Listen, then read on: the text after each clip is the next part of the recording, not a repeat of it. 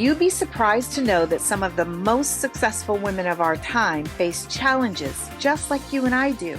Hi, I'm Amber. And I'm Lisa. We're authors of the book Leading Ladies. Discover your God-grown strategy for success. We invite you to join us in an honest, messy bun conversation about the things we'd rather keep hidden in our lives. Some of those things can keep us from moving forward in purpose. So grab a cup of something delicious, kick off your shoes, and hang out with us for the next 30 minutes.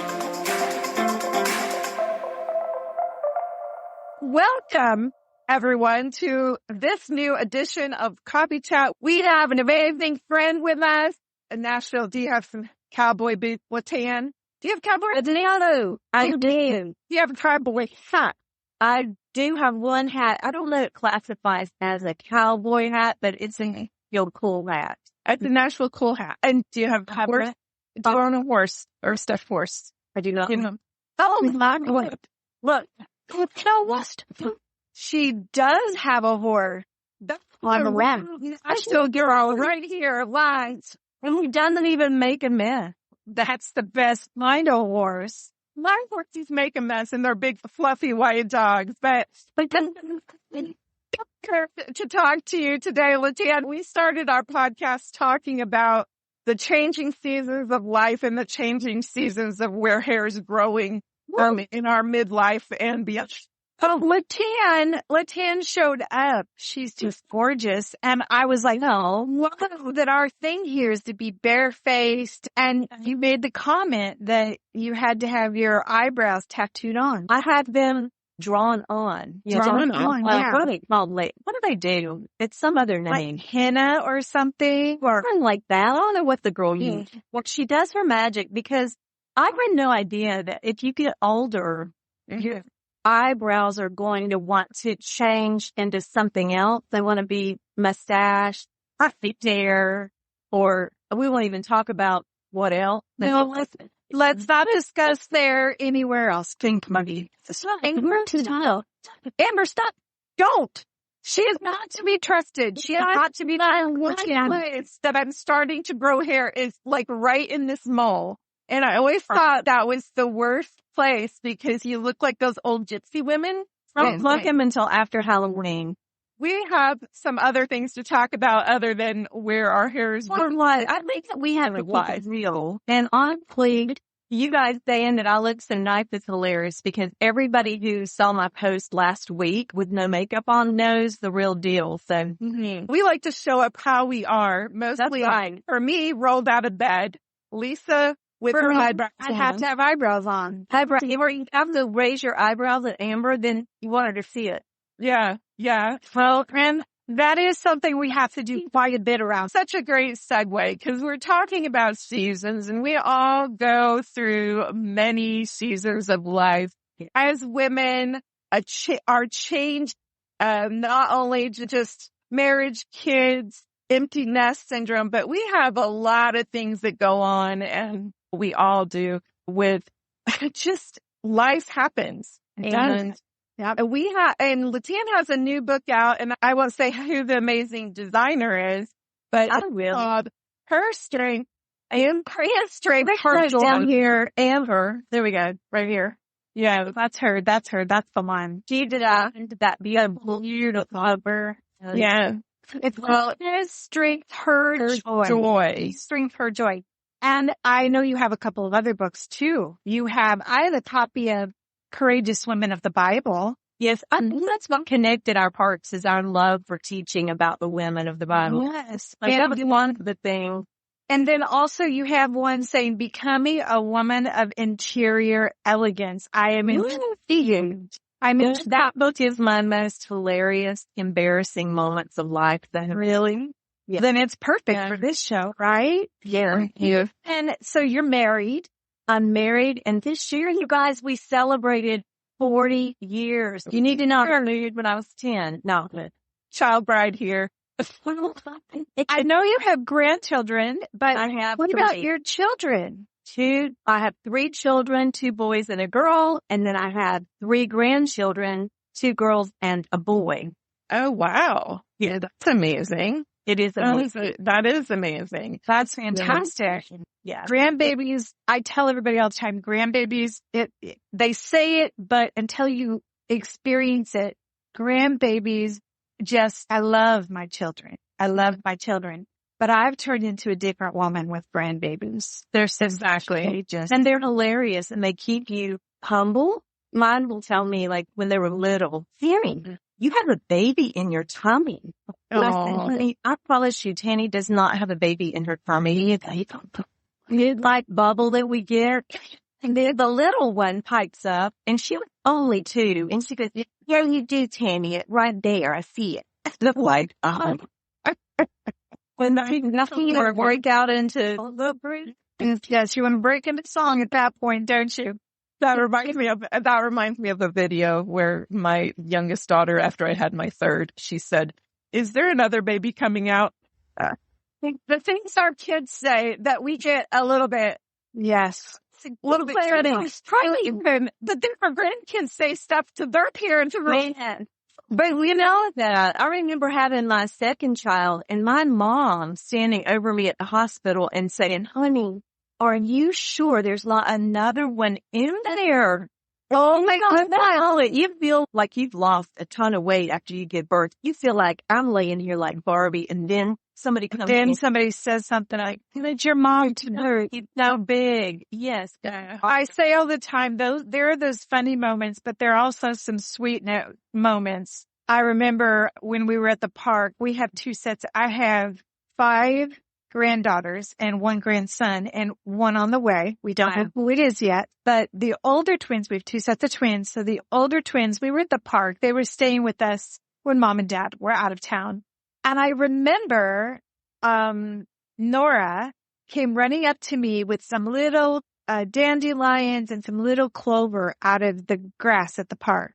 I just sat there and looked at those, and I thought, I didn't realize that the last time a little person ever gave me my flowers from the park or the lawn, that would be the last time. You just don't think about it. And all of a sudden, I'm holding flowers that some little fist gave up to me and handed me. And it's all those kind of things too. It's this big circle that takes you from these funny, outlandish moments to these heart-changing moments that are just amazing. Yeah. Life takes us on a journey, right? Yeah.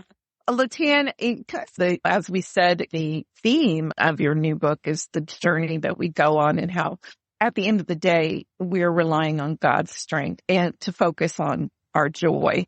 What in this season, you don't have kids at home, you don't have little kids running, maybe some of them, some of the time, but why in this season are you talking about this? Why I'm talking about this is because I need God's strength more than ever. I've experienced a lot of loss within the last 5 years. If I gave you the list, it would be a little overwhelming. And that list would include father, brother, best friends, plural, nieces, nephews. We have a big family, and with a big family, you will experience a lot of loss as you get older. There have been other things. My husband had a 99% blockage in the widowmaker, and he's thankful to be here, and that we get to celebrate 40 years of marriage is just a miracle that I don't take for granted, because there's lots of women that I talk to that didn't get that next opportunity to have their husband longer, because as a widowmaker is like that fam and you're gone. And so we feel very blessed in that way. So I was standing in my kitchen and I was praying about what my next book was going to be, Amber. And I remember just hearing that gentle nudge that I have learned to recognize as the Lord. You know how we have that unique little, not an audible voice. It's just, we learn to recognize his voice the more we press into his heart. Yeah. And I just remember asking, what is the next felt need for me? Because I always approach writing from what do I need in my life? Because I write first for me, knowing that if it doesn't mean something to me, if I can't be transparent enough to open up my wounded places, then it probably won't mean, as my Southern mother and grandparents would say, a hill of beans to anybody else. That's why I need strength and joy right now, is that life is a journey, and it is sometimes full of laughter and hilarity, and we can learn to laugh as we go. Then I think when we hit the wall with a sad place, we still have an abundance of joy down in us that ends up being the thing that produces strength. It's like a segue that opens up this road that God can just come on in and just fill us with the strength that we don't have. We need all that He is and all that we're not. It's so true. So true. I know that it's hard to know what joy feels like because sometimes it's this, okay, it's going to be up, it's going to be down, but what I've learned, especially since we came back from the Advanced Writers and Speakers Association conference, is joy is God's solid foundation in our life, the assurance that He's always there and He always carries the load that makes everything lighter. I love that. And it's not the roller coaster. And I grew up in the Pentecostal church. So Lisa, that's a main part of your upbringing. And you're looking, sometimes we focus on the spiritual roller coaster of a right hand. I'm thinking, like, sometimes I think something, and this is a chapter that was very significant in our book. Sometimes we feel like if we don't have happy, that's joy, that we must not be Christian enough. If we are focused or feeling the weight of those things that are not what we experience as joy, then there must be something wrong with our walk, or maybe God's just not listening to us. And really, joy is a much deeper aspect than just the smile on our face, the laughter, because we can laugh at the most inappropriate times. I feel like it's that little, like when you have a teapot, sometimes the most intense moments, really intense, all of a sudden laughter, just something, we pop up and say something funny and it just lets that steam of the moment out. But tell us a little bit about that, LaTan, because I am sure that you have an understanding of what that feels like. The intensity of two very similar emotions all at the same moment. For sure. So I want to really be tender here with your listeners about this because I think it's an epidemic for most of us women that we swing from feeling exuberantly joy to what is wrong with me, what's broken, why can't I feel joyful when I have the King of Kings as my Lord? Something's broken. And I want to say to you, that's the time that you can press into your joy even more because joy is not, like you said, it's not a feeling. It's not all the expressions that we do as a result of being happy or joyful, but it is the confidence in knowing that we serve a holy God who owns all the cattle on 1,000 hillsides, who's going to provide for us when we are down to the last dollar, who is Jehovah Jireh, our provider, who is the God of peace that gives us peace in the middle of every storm of our life, even though from an outside perspective, it does not make sense that we should have peace. He is the strength, all of these things wrap up who He is. Just this a little, doesn't even scratch the surface, y'all, of who He is. Like He is the God who meets us in the moments that matter most. When we feel the most undone, He says, hang on, honey, because I'm not done.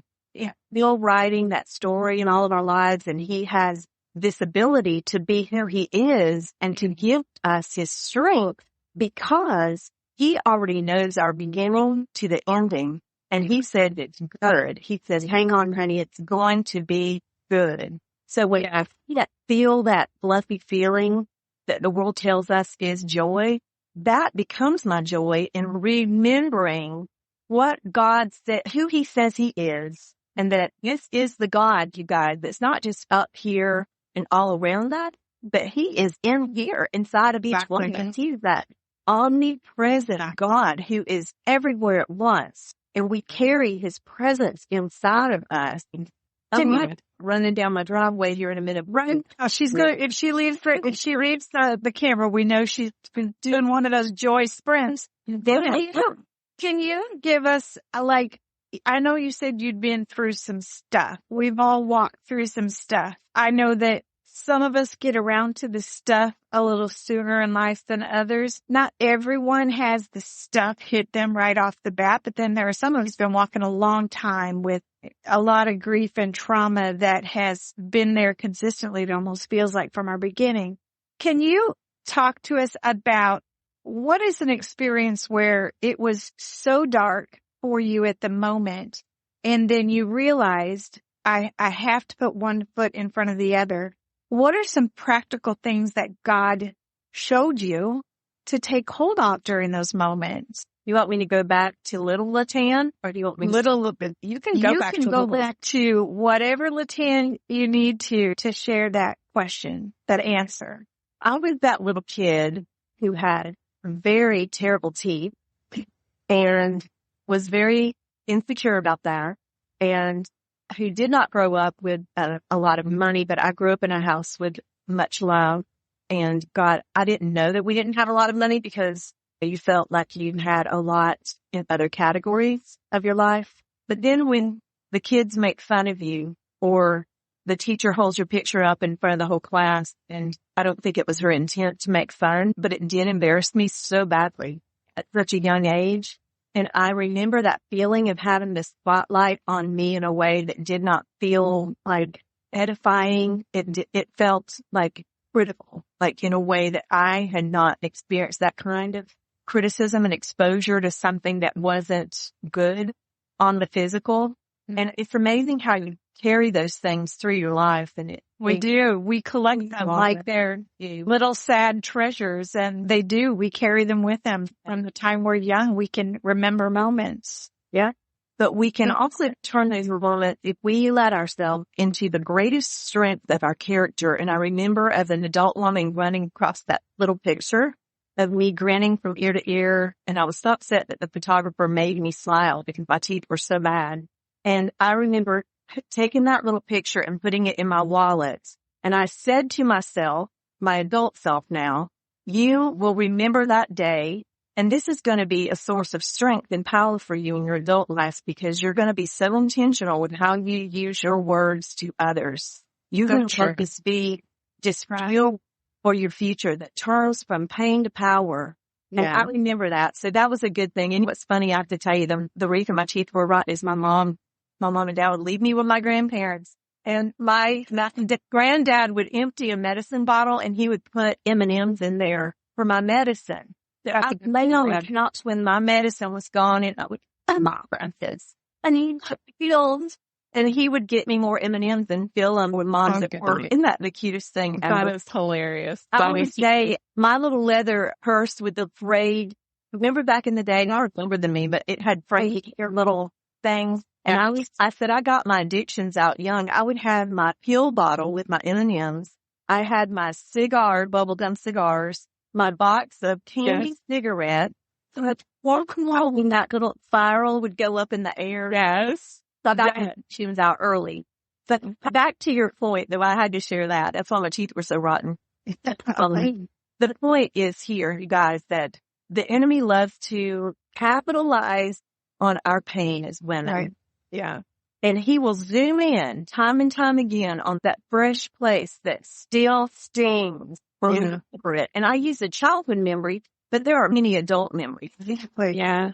I know that it's so hard, especially with appearance and everything. You talked about your teeth, and I've had a similar incident with my grandmother saying something critical and harsh in a moment where that was not the best timing to say that I would never look like a professional person if I had a space between my teeth. And I think that's why we were talking earlier. We do this barefaced because naturally I want to be comfortable being who I am. But does that mean I have to impress people with makeup or a well-coiffed hair every time? And I had to get over that. I had an eating disorder when I was early in my marriage, namely because I lived in England and everyone said Americans have fat bums. That was the big thing. And then I was just like, I'm not eating anything. I got bulimic. I exercised all the time because I thought to look like presentable or to not look like what everybody else considered fat Americans, I had to go into a very destructive cycle where I was totally preoccupied with what I looked like. Right.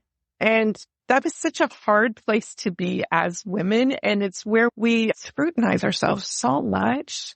And we scrutinize ourselves not only about our appearance, but our godliness. And we feel like we can't be real. In fact, I always say we feel like we're lying for God. We want to have something, we have something to say, but we don't feel like we look good enough to say it in front of the public because we're such and such how many pounds overweight. Our clothes don't fit us like we need to do. Yeah. I see how that, it can be a very discouraging place. And it can also nullify what you think God wants you to do with your life. I see this across the board with every age group, don't you guys? And even when I'm speaking to groups of women, I've never felt more impressed. And I feel like we share the same heart here. Just the conversation we're having, I can tell that we've all experienced that same thing we're talking about. And I'll see women in the audience and you can just see it in their eyes, like that they're older women. They're like in their last season.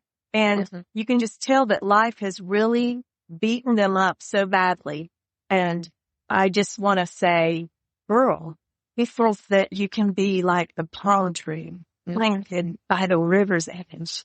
Do you know what I was saying? Yeah. Yeah. He doesn't say you have your leaves, you have to look a certain way and hold a certain shape.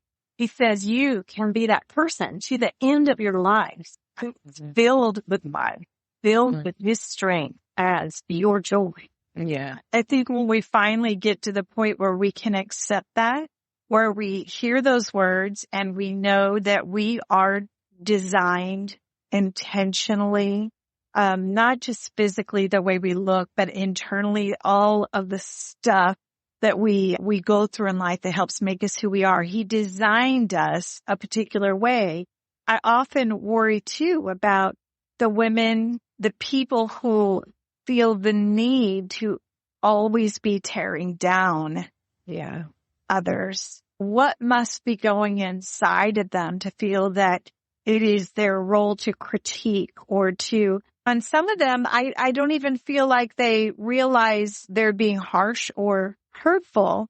Yeah. Sometimes they think they're being helpful. And I guess too, it's important that on the other side, we are women who build up, encourage, speak life into others at all times. Don't allow the hurts, your own insecurities to come into play and create a space where you feel like you have to, it's your personal job to tell other people how to be, because that is that's not a good space either, to be that person that's locked into feeling they have to do that. Yeah. I bet your grandmother wasn't intending to be mean. That's right. Yeah.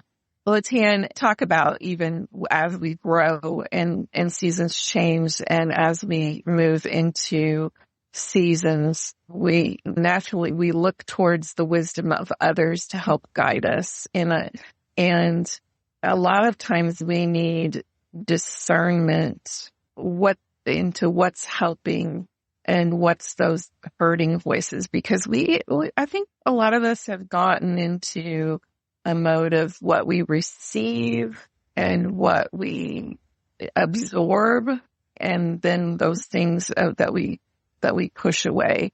Now, how do you balance that? How do you see when someone critiques? How do you get that discernment? How do you feel personally when someone critiques in a negative way? Yeah.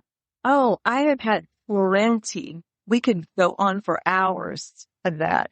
People that come to you with an agenda that is not anything from God's heart, you guys. Mm-hmm. I've had more than my share. We would have to talk another time. This needs to be like volume 1 and 20. But what I will say is to these ladies that have held on to that is that it becomes nobody's poison but your own. And you deserve to advocate for yourselves because you have the living truth within you as a believer, as a daughter of God, as a leading lady. These ladies write about it. You have the ability hardwired within you to say, this is not my Father's voice. And I've literally stood in the shower before and let the water fall on me on a day when I was struggling to shake it off. And I would just say, in the name of Jesus, this is not my Father's voice. That's right. Moving today in what my Father has to say about me. What can I learn from this comment that was made about me so that it becomes fuel for tomorrow in a powerful way. And y'all, it does. Like it teaches you, like it's ugly boot camp. Yeah. Right. It shouldn't have been said. Yeah. It should not have been presented the way that it was, in the hurtful way that sometimes I think women are, we're like, my grandmother said it well. She said, you know what, Redefining, just because you grow up doesn't mean that you really grow up. She says old women are really like little girls with wrinkled skin. And sometimes, y'all, if we're not careful, this is a challenge for me first, y'all. And if it speaks into any of the listeners, please, I'm thankful for it. But just know, this is the message I preach to myself every day on some level is, girl, you get to choose how you're going to use this heartache, how you're going to use pain, how you're going to allow these words to shape your life. You get to choose. Yeah. I agree totally. And I was thinking about how those kind of words can either poison our spirits or they can propel us forward. And we can't sit in toxic and feel his joy, because the toxins of words or things that you've even, and we've spoken about this before, those things that have been spoken over you. Yeah. They can affect the seasons of life and how you move forward through those more than you think. Even those subconscious things, they can, how you approach the next season. So, LaTan, in that vein, how do you feel looking forward? How are you approaching this season in your life? Where do you see God taking you? I'm thinking about a lady that I met who was in a nursing home. And she was trapped in her mind with hurts that her mother had spoken over her. And I remember sitting there and taking that in as wisdom for today and saying to myself, let me learn from this woman to let go of my hurts and heartaches as I move along. It's a journey, like we said in the beginning. It's not always easy, but y'all, we can do it with his strength. We can. And I remember just sitting there and thinking, I don't want to be, if I'm ever in a nursing home, God forbid, not in my right mind. I don't want it to be that last thing that's left lingering way back in my brain is something that I could not let go of, that it's still fuel for the enemy to torment me exactly at the end of my race. So today, what I'm doing is trying to ask the Lord every day. I say, Lord, no matter what my emotions are, y'all, we have this emotional gauge that sometimes it's just it just is. We don't know why always. We wake up in the mornings and we just can't pull our big girl panties up high anymore, because there's so much going on in our lives at all times. I don't know about you guys, but in my life, every day at all times, there are multi-layered things going on. Yeah. And our attention is constantly this and this. But if I can just this one thing, if I can gift this to the listeners, that helping me right now and today, is that I will center myself with the Lord in the morning and ask him to take every thought captive by his power. Lord, let me hear the sound of your voice. Let me recognize the sound of your voice before I even remember the sound of anybody else's. Help me to recognize the sound of your voice. I can't even tell you how that has changed the scenarios. And sometimes he's not speaking. And sometimes it just makes me know that he's sitting with me in comfort in the quiet places. You know, I share a day where maybe I don't have an appointment, but I'm working through my head.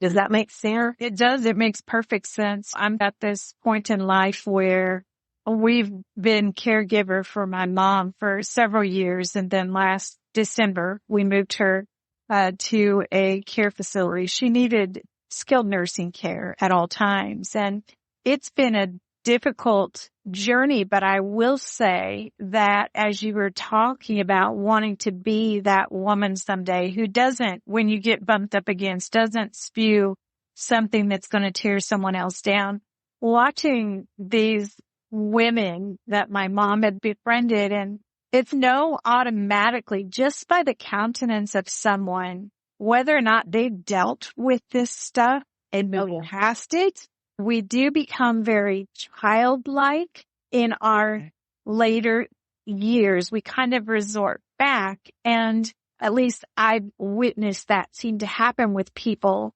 And you don't want to be that person. And when somebody bumps up against you, you just create this problem for them and how they feel personally. I remember a pastor friend said one time, I want to be a sweet old man when I get old. I want to be that sweet old man. I don't want to be that angry, bitter.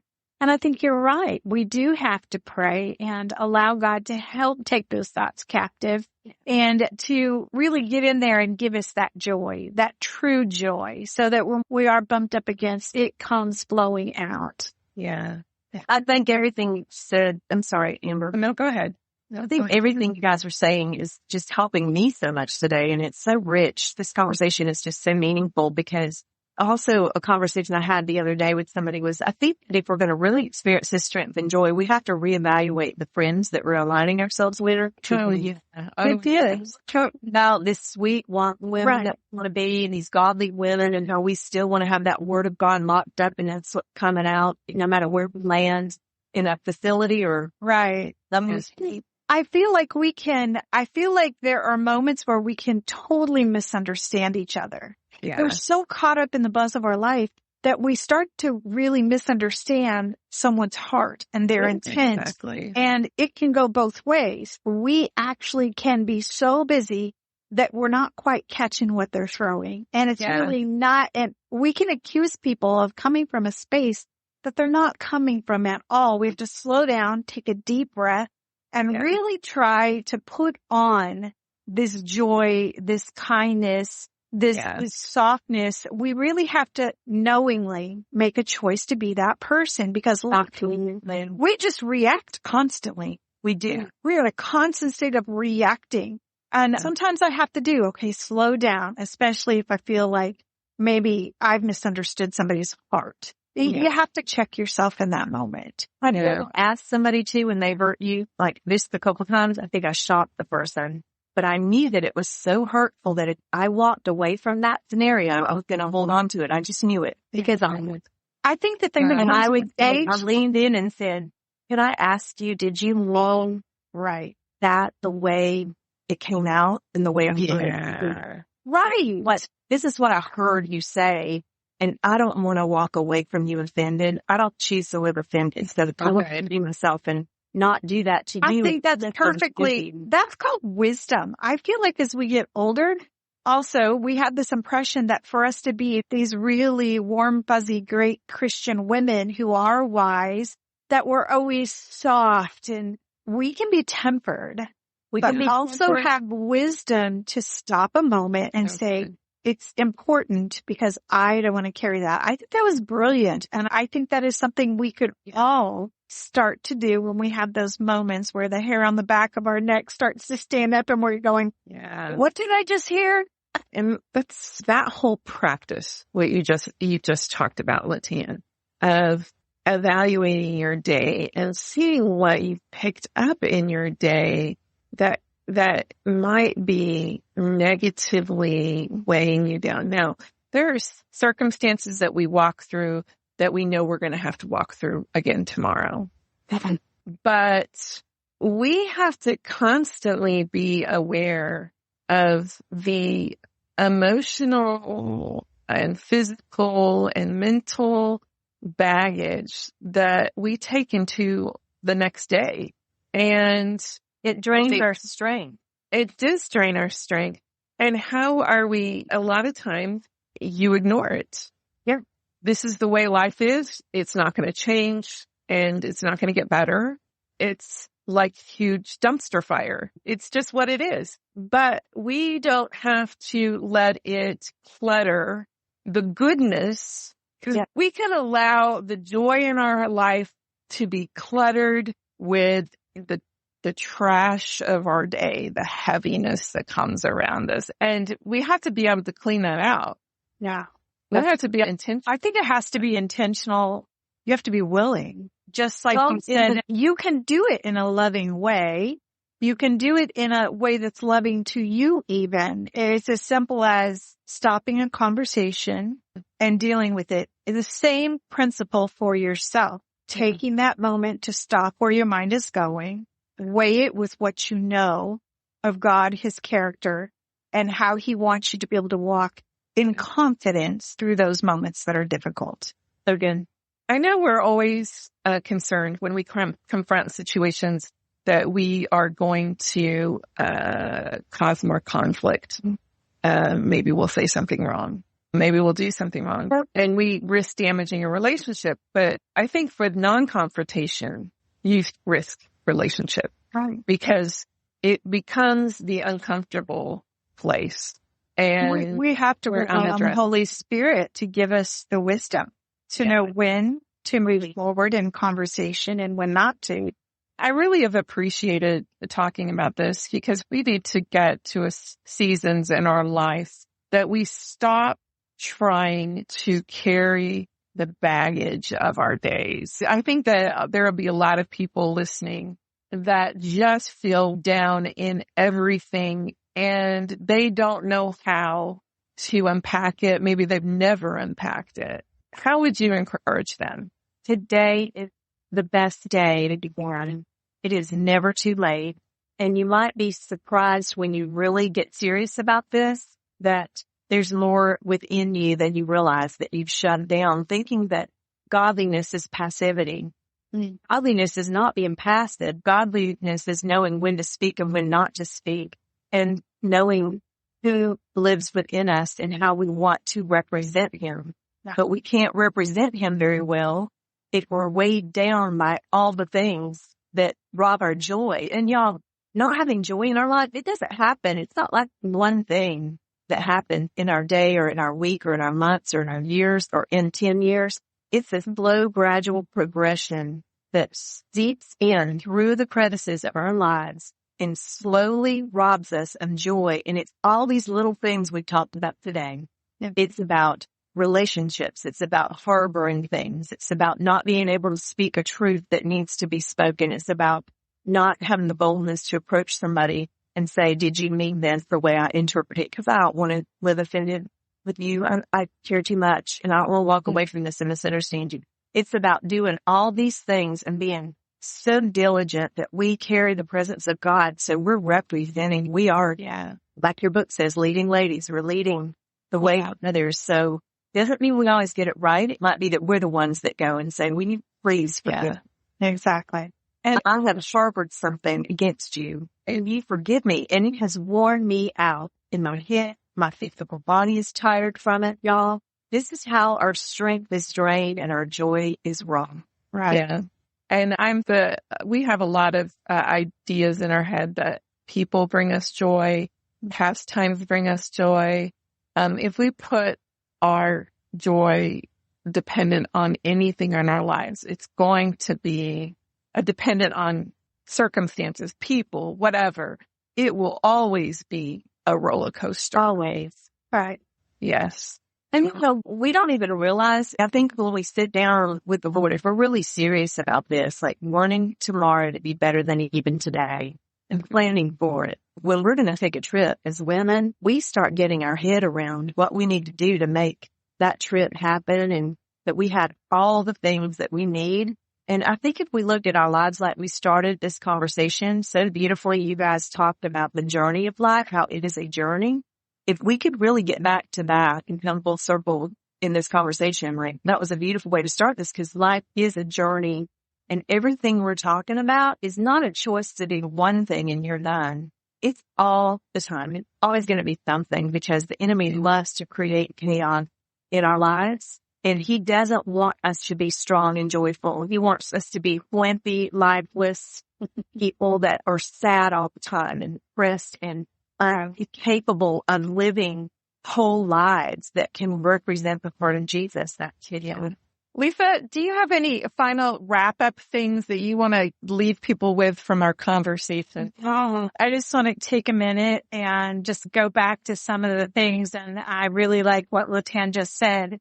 We did start the conversation just being silly, but then we very quickly started talking about how life does take us full service. Some of the things that I wanted to repeat were you talked about, LaTan, just when you have those daily moments, just pick a time where you honestly pray that God would help take all those thoughts captive. It's a truth that a lot of times we get so busy, but it's a simple prayer. It's a simple, God, please take every thought captive that is just causing me to not get it straight with someone, or not be able to walk in joy, not be able to walk comfortable in the skin that you created me in. God, take that captive. And at the same time, as you pray that, asking him to help you evaluate the day. Did you pick up weight that you shouldn't have carried? Did you draw things in with you that you shouldn't have brought along with you? So technically, it's that whole concept of being in a constant communion with Father, just saying to him from the moment you wake in the morning, God, I want you to take every thought captive. And as you lay your head down on the pillow at night, God, if I picked up anything I shouldn't have, could you help me to lay that to the side? And I'm sure there are going to be those moments where we have to say, just like you said, okay, God, I can't just set this one to the side.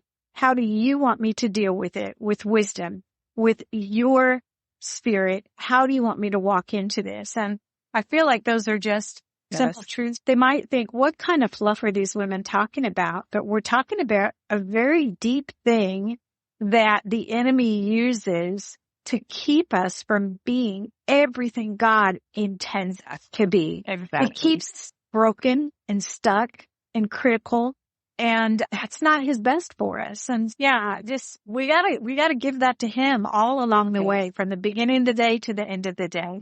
Yeah. And what goes in comes out, like what poison we're bringing in. This is what we're evaluating. Who are the key voices in our lives on a daily basis?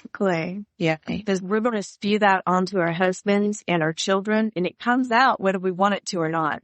Exactly. Yes. LaTan, as we close out this time together, can you close us in prayer for that woman who may be stuck in poison and not be feeling the joy that God wants to give her to walk freely into the season that he wants to take her into? Yeah. But you lead us in prayer. I'd be honored.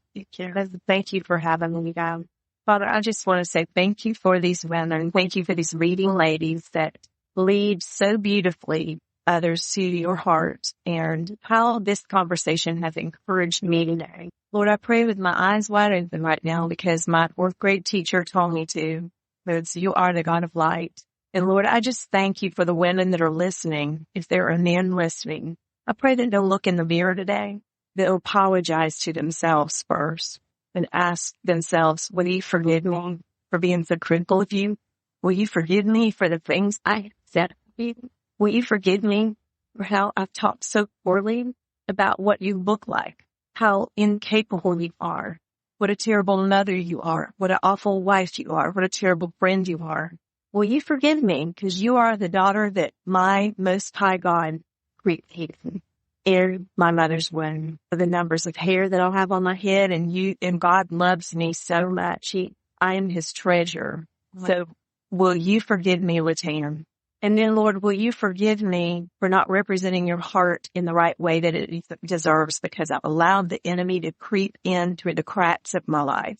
I've allowed these little tiny things to build up and rob me of strength and joy. And Lord, I want to be a woman who is able to represent how strong you are, how faithful you are, how you are the stronger one in the middle of our weaknesses, and model that. And Lord, I thank you so much for the show. I pray that you would just let so many people be touched by this, that your name would be lifted high, that you would get all the glory, Lord, for every word that's been spoken today. We want our lives to glorify you more than anything.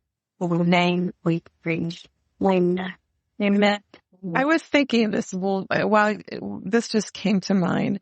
There might be some women out there that are just really struggling with what they're feeling as far as their identity in their day and the words that have been spoken over them. And I just think that maybe write some of those words down. Maybe write some of those struggles down. What you've struggled with, how you've struggled seeing yourself. And then in prayerful contemplation, ask God, who am I to you? What do you say I am? To you? Yes. And in that, he will speak truth. Yes. Yeah. Well, Lisa, I know that we're at the close and we have some things to wrap up, some housekeeping. She's the housekeeper of the podcast. Not of my own house, but of Yes, I am. We are, as most of we are in the midst of our mini launch week. Last year, we were able to launch our book, Leading Ladies, Discover Your God-Grown Strategy for Success. And just within this past few months, we've been working on getting a companion journal workbook put out. It's Leading Ladies, My Discovery and Next Steps Journal. And so right now, if you are interested, if you've gotten the book from the very beginning, we said we wish we would have had more space to actually give you journaling space and to go deeper with the questions. The journal, right now we have a little video that kind of walks through the journal and tells you how to use it in conjunction with the book. It just takes you deeper than the book took you. So we want you to get a copy of it, especially if you have the book.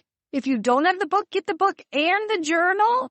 We have a little bundle available. And right now, I bet you Amber is going to be so awesome. She'll even put it like in the description. I will put it in the description so people can find the links to that. So we invite you to journey deeper with us. We have also what I might mention in our store, which I'll put in our Leading Ladies Etsy store. We have a beautiful gift box of goodies, one of which has been lovingly hand knotted by Miss Lisa Burns. So all of her, they're always making things. Yes. Stop. Like a fever. Yeah, we have this beautiful macrame keychain, the new Abide Leading Ladies fragrance spray. You're going to want to get that. It's so good. It's so yummy. And we have all these beautiful goodies in that. You want to get that gift box. Did you know this month is Women's Health? Actually, I don't know which day it is, but official Women's Health Day, International Women's Health Day. Yes. So if you need some help, get this box, get this book. LaTan, shoot your website address out if you could. Yeah. I will give you that is LaTanMurphy.com. I would love for you guys to go over and subscribe. Oh, that's awesome. Until next time, we'd love you to go to anywhere you're getting your podcast. Please subscribe, share. We are now up on YouTube. You can find out all those goodies there. So until next time, take care. God bless. Bye-bye. In a world that often tries to confine and categorize, best-selling book Leading Ladies, Discover Your God-Grown Strategy for Success celebrates the diverse tapestry of women just like you and their unique journeys of faith.